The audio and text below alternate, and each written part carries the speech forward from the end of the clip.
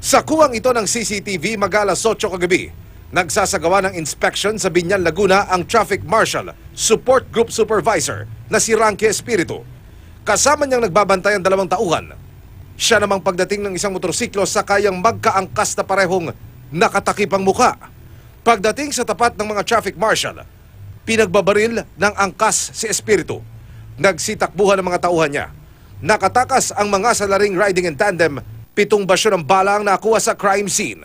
Sa ngayon, maayos na ang lagay ni Espiritu matapos maisugod agad sa ospital. Iniimbestigahan ng mga pulis kung sino ang nasa likod ng krimen.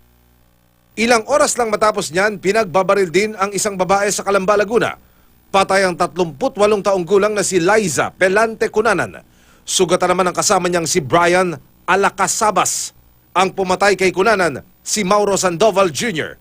na umano'y gun for hire. Nakaengkwentro pa niya ang mga rumesponding pulis hanggang sa mapatay rin siya. Nakuha sa bangkay ni Sandoval ang kalibre 45 baril at mga bala. Iniimbestigahan ng mga pulis ang motibo sa 2 insidente.